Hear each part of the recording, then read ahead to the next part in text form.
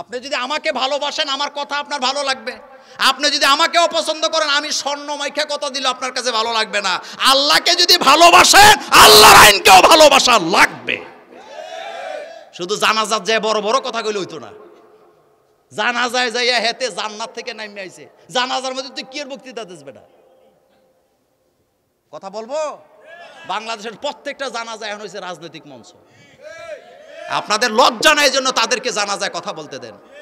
রাসূলের কাছে অপছন্দের যতগুলো কাজ ছিল জানাজার সামনে দাঁড়ায় কথা বলা রাসূল এটাকে অপছন্দ করতেন।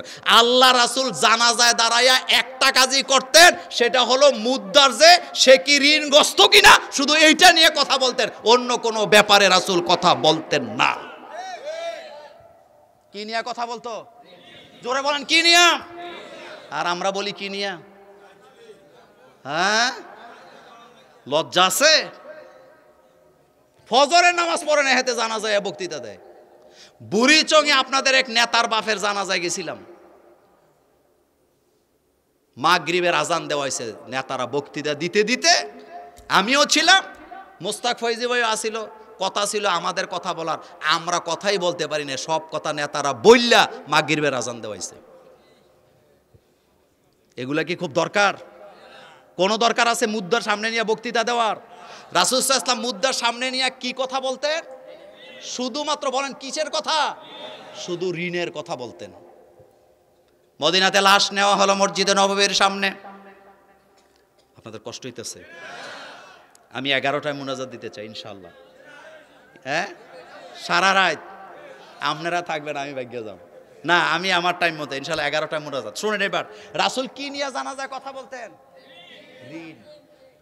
জানাজা আনা হলো মসজিদে নববীর সামনে। আল্লাহ রাসূল বললেন সে কি ঋণগ্রস্ত কিনা? বললেন হ্যাঁ হুজুর সে ঋণগ্রস্ত। আল্লাহর নবী বললেন এই ঋণের বোঝা বহন করবে না তোমরা যতক্ষণ আমি রাসূল জানাজা পড়ব না ততক্ষণ। আমার দেশের একটা ভুল মাসালা ছড়ায় আছে, কথাটা শোনেন। রাসূল জানাজা পড়তেন না ঋণগ্রস্ত মানুষের, আর আমার দেশে মোল্লারা ফতুয়া দেয় হুমুকে নামাজ পড়ে না, হুমুকে এই করে না, হুমুকে এই করে না, তার জানাজা পড়া যাবে না। কিন্তু ঘুষখোরের বাড়িতে ঠিকই হুজুর দাওয়াত খাইয়া লম্বা দোয়া করে এমন ইমামও আমাদের মহল্লাগুলাতে আছে না? না, একজন রিক্সা চালায়, কি চালায়? গরিব মানুষ, হেতে নামাজ পড়ে না, মসজিদে আইছে হুজুর আব্বারে স্বপ্নে দেখছি, একটু যদি দোয়া করে দিতেন। হুজুর খুব খেপছে, যা বেটা বাট ফাজলামি করতে আইছ, হেই নামাজ পড়স না বেটা, আবার দোয়ার লেগে যা বেটা, দোয়া কি? সজাগ আছেন? রিক্সাওয়ালা যাওয়ার সময় কয় হুজুর একটা কথা বললে যায়। কয় কি কথা? কয় হুজুর এত বাহাদুরি দেখেন না, হতে পারে নামাজ পড়ি না, রিক্সা চালায় খাই, অবশ্যই নামাজ পড়ি না, অন্যায় করছি, কিন্তু হারাম খাই না। কথা কয় না? কি খাই না? হারাম খাই না। সুতরাং আপনার মসজিদের সভাপতি কিন্তু সুদের ব্যবসা করে, হেতে কিন্তু ঘুষ খায়, আপনি কিন্তু প্রতি জুমার দিন তার ঘরে খান, আপনি হারাম ঠিকই খান, কিন্তু আমার হালালটা বুঝলেন না। ও ইমাম সাহেব, এই জায়গায় তো দাওয়াতটা দেওয়ার দরকার ছিল। রিক্সাওয়ালা বেনামাজি আইছে তোমারে দাওয়াত দেওয়ার জন্য, গরিব লোক আইছে তোমারে দাওয়াত দিতে, নামাজ পড়ে না, তুমি তো তার মাথার মধ্যে ধরে বলতে পারতা বাবারে নামাজ কেন পড়ো না, আজকের থেকে নামাজ পড়বা, তাইলে তোমার ঘরে দাওয়াত খাবো। এই লোকটা নামাজি হতো কি হতো না? মোল্লা উল্টা ফতেছস। ইমাম হুসাইন রাদিয়াল্লাহু তাআলা আনহু রাসূলের নাতি, বলেন কি? রাসূলের নাতি। কথা কি শুনতেছেন? রাসূলের কি নাতি। তো উনি ওযু করতেছে, ঠিক পাশে আরেকটা লোক ওযু করতেছে। ইমাম হুসাইন দেখতেছেন ওই লোকটার ওযু কি হচ্ছে না। ইমাম হোসাইন তো বলতে পারতেন এই মিয়া তোমার ওযু হয় না, ওযু ঠিক করো না, এটা বলে না। কি বলতেছে? বলতেছে ভাই আমিও ওযু করলাম, আপনিও করলেন, কিন্তু ওযু তো দুইটা মিলে না। আমার মনে হয় আপনার ওযুটা আমার আরেকবার দেখা দরকার, তাহলে আমারটাও ঠিক হয়ে যাবে। সজাগ আছেন? কথাটা কি?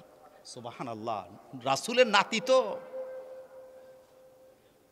লোকটা ওযু করছে, আমিও করি আপনিও করেন, দেখি দুইটা মিলি কিনা। লোকটা পরে বলতেছে হুজুর আমারটাই হয় নাই, আপনারটাই ঠিক আছে। মানুষকে সংশোধন করার একটা কি আছে, কথার একটা মাধুর্যতা আছে। হোক সে রিক্সাওয়ালা, কিন্তু তার টাকা কিন্তু হালাল, কথা কন। আর উনি হোক মসজিদের সভাপতি, কিন্তু ঘুষ খায়, সুদ খায়, তার টাকা হারাম। এই রকমের লোক তো আমাদের এই অঞ্চলে নাই। হ্যাঁ, মসজিদের ক্যাশিয়ার, কিন্তু হিসাব দিতে রাজি না। জুমার দিন টেয়ার লেগে 2 ঘন্টা বয়ে থাকে। হুজুর রেখা, হুজুর দান বাক্স তাড়াতাড়ি আনেন।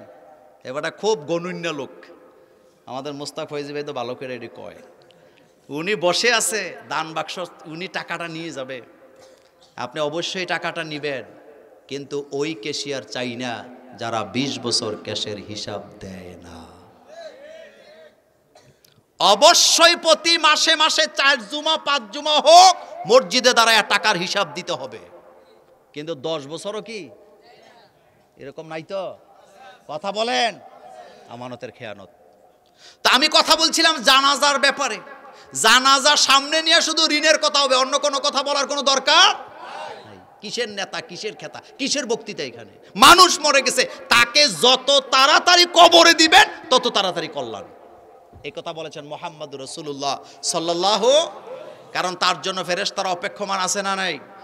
আল্লাহ রাসূল বললেন, তুমি যদি তাকে কবরে দিতে দেরি করো, লোকটা যদি হয় নেককার, আল্লাহর নেয়ামত থেকে তুমি তাকে বঞ্চিত করছো। এই জন্য যেই মারা যাক দ্রুত কবর। আমাদের দেশে ইদানিং আমার বাইরে ডিপ ফ্রিজে লাশ রাখা দেয়। আবার আজকে না কালকে দেখলাম মায়েরে মাইরা কই ঢুকাইছে, কথা কানা যুবকেরা, চিন্তা করছেন? গতকালকের পত্রিকায় পড়লাম বাবিরে বিয়ে করার লাগে ভাইয়েরে হত্যা করছে। নাউজুবিল্লাহ, বাইজে কইন আর কি। কি রুচি, কি রুচি!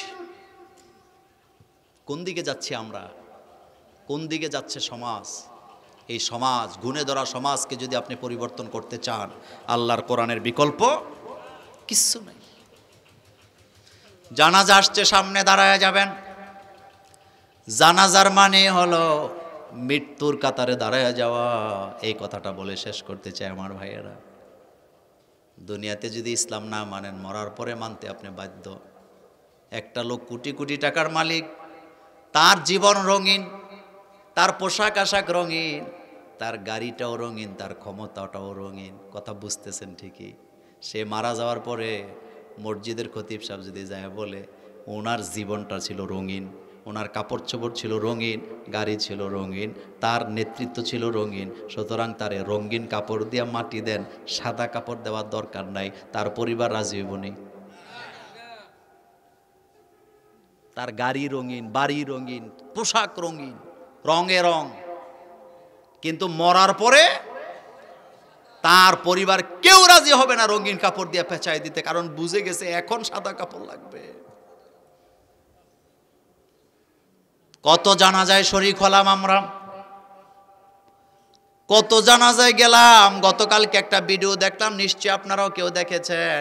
একটা মুরব্বী লোক একটা প্লাস্টিকের ডিব্বার দোকানে বসে আছে, কি যেন করতেছে। পাশে সেলসম্যানরা আছে, লোকটা জায়গায় মোড়া থেকে পড়ছে নাই। বুঝতেছেন? আজকে মাহফিল শুনতেছেন না? এই প্যান্ডেলের ভিতরে এমন লোক আমরা আছি, আগামী বছর আমরা নাই, আগামী মাসেও। এরপর আমাদের চাহিদার কোনো আলহাকুমুত তাকাসুর হাত্তা যুরতুমুল মাকাবির। আল্লাহ বলেন, আফসোস তোমরা মালের পেছে দৌড়াইতেছো ততক্ষণ, কবরে চলে যাও না যতক্ষণ। মরার সময়ও টাকা খরচ করতে রাজি হয় না, এমন বকিল আমার বাংলাদেশে আছে না? না, কি লাভ? কিচ্ছু নিয়ে কবরে যাওয়ার সুযোগ নেই। কবরে নামানোর সময় বলবে বিসমিল্লাহি ওয়া আলা মিল্লাতি রাসূলিল্লাহ, আল্লাহর নামে রাসূলের দলে উঠে গেলাম। এই লোকটা জীবিত থাকতে রাসূলের দল করে নাই, কোরআনের আইনের পক্ষে কাজ করে নাই, সুন্নাহ মানে নাই, নামাজ মানে নাই, রোজা মানে নাই, হজ মানে নাই, জাকাত মানে নাই, রাসূলের মতো লেনদেন করে নাই, ভাইয়ের সাথে রাসূলের মতো আচরণ করে নাই, প্রতিবেশীর সাথে রাসূলের মতো আচরণ করে নাই। মরার পরে মরা লাশ রাসূলের কাছে তুইল্লা দিয়া কোনো লাভ নাই, বরং কবরে হাসরে মিজানে বিপদ আছে না নাই। ওয়াজ যেদিন হবে তার পরের ফজরে যদি লোক বেশি হয় বোঝা যাবে কাজ হইছে, কথা কন না। কিন্তু ওয়াজ হইন না, এমন গোম দিছে কমিটি, গুছায় গেছে অনেক রাত হইছে না, ফজর নাই, 8টা বাজে উঠছে। এই মাহফিলের কোনো কি নাই, লাভ, কথা বলেন। আচ্ছা, বোলাতে গেলাম, গতকালকে আমি ছিলাম চুয়াডাঙ্গা, খুব কাছে ছিলাম না, যাক, বোলাতে গেলাম মাহফিল করতে। তো সকালবেলা আসতে হবে লঞ্চ, কারণ আমি পরের দিন মাহফিল করব কোথায় মনে নাই। এখন আমি কমিটিকে বললাম, ভাই আমি তো খুব সকালে চলে যাব, আপনি আমারে ফজরের সময় বিদায় দিবেন, লঞ্চে আসতে হবে, সকালবেলা লঞ্চ পাওয়া যায়। তো উনি বলল যে মোল্লা ভাই আপনার আগে আমি উঠে যাব, আমরা ফজর মিস করি না, এরকম লোক আমরা না। তা আমি বলছি, ভাই অহংকার করেন না, অহংকার খুব খারাপ জিনিস, তবে আপনি আমার আগে উঠতে পারবেন না। আমার সাথে আমার সহকারীরা ছিল, আমি ওদের এখানে থেকে তাহাজ্জুদ পড়ছি, আমরা নিজেরা ফজরে জামাত করছি, কইরে আরো আধা ঘন্টা বসে আছি, ওনার কোনো খবর নেই। উনি মোবাইল ধরে না, মোবাইল রে ফোন দিলে কয় ক্যান নট বি লিস্ট, বুঝেননি কথা। রাত্রে কি কয়ে গেছে, আমরা এত খারাপ না, প্রতিদিন পড়ি। এরপরে আইসে, আমার লঞ্চের আছে আর 15 মিনিট বাকি, এই সময় দেউরে আইসে তো আইসে এরকম করতেস, মানে আরেকজনে যায় ধৈর্য আনছে আর কি। তা আমারে দেখে হাসি দিছে, আমি কই ভাই ফজর পড়ছেন নি, কয় আজগা মিস হইছে। কথা রেকর্ড হয়, আমি বলছি যে বলার লোকেরাও শুনবে। কি বলতেছে আজকে, এই রকমের ওয়াজ দরকার নেই। আর দিন ওয়ান নাসিহা, ওয়াজটাই দিন, দিনটাই কি ইসলাম। আর দিন আর নাসিহা, দিন মানে নসিহত, উঠতে বইতে কি করতে হবে, নসিহা নসিহা নসিহা, ওয়াজ ওয়াজ নসিহত। এই ছেলেকে বলবেন নামাজ পড়ো, মেয়েকে বলবেন কি করো, নামাজ পড়ো। আল্লাহ যেন আমাদেরকে নামাজি বানায়, আমরা বলি আমিন। দেখেন, নিজের স্বার্থে কোনো কথা নয়, আমরা শুধু ইসলাম চাই। বলেন কি চাই, ইসলাম ছাড়া শান্তি পাওয়ার কোনো সম্ভাবনা নাই। ইনশাল্লাহ আল্লাহ যদি বাঁচায় রাখে, আবারও অন্য কোনো দিন অন্য কোনো বিষয় নিয়ে আলোচনা হবে, দিয়ে দিবে। কালেকশন হয়েছে না, দোতলার কাজ চলে, দিয়ে দিবেন। শোনেন একটা কথা বলি, এটা হলো গোপনে দান প্রকাশ্যে দান, দুইটাতে আলাদা আলাদা মর্যাদা আছে না নেই। আমি যে কালেকশন করতে জানি না, এটা নিমশের এলাকার এই এলাকার সবাই জানে যে আমি এটা পারি না, এই জন্য আমার দিয়া লাভ নাই। কিন্তু আমি এটা বলবো, আপনারা দিয়ে দিবেন, গোপনে দিবেন। কেমনে দিবেন, কারণ একমাত্র দান ভবিষ্যৎ বিপদকে দূর করে দেয়। রাসূলকে জিজ্ঞেস করা হয়েছে, মা বাপের কবরের আযাব বন্ধ হয় কিভাবে, হাদিস কি শুনতেছেন? রাসূলকে জিজ্ঞেস করা হয়েছে, আদাবুল মুফরাদ, ইমাম বুখারীর লেখা কিতাব। রাসূল, মা বাপের আযাব, কবরের আযাব বন্ধ হয় কিভাবে? রাসূল বললেন, সন্তানের দান একমাত্র মা বাপের কবরের আযাব বন্ধ হয়ে যায়। রাসূলকে বলা হলো, হুজুর বিপদ দূর হয় কিভাবে? রাসূল বলেন, দান করলে বিপদ দূর হয়ে যায়। তাহলে দান করার দরকার আছে না নাই? দান করলে কমে না বাড়ে? এই বাড়া মানে আল্লাহ আপনার সুস্থতা বাড়ায় দেয়, আপনি আরো বেশি বেশি কামাই করতে পারবেন, আরো বেশি বেশি।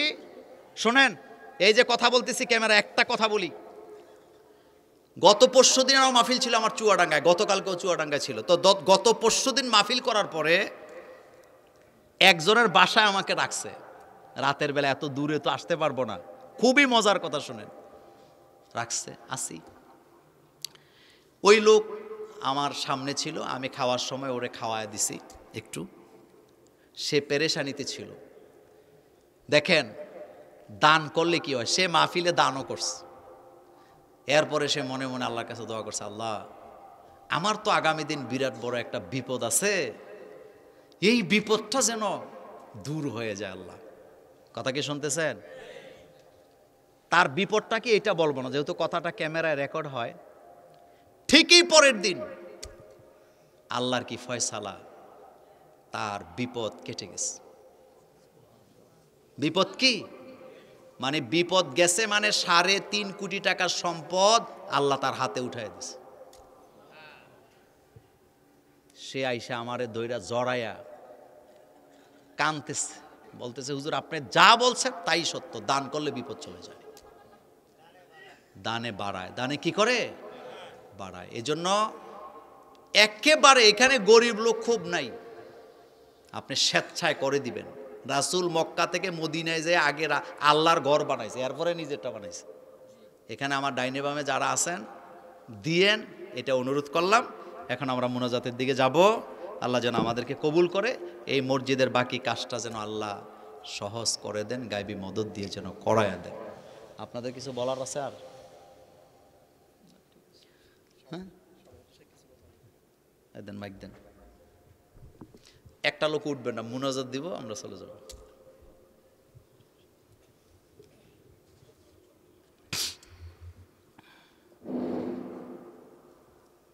সম্মানিত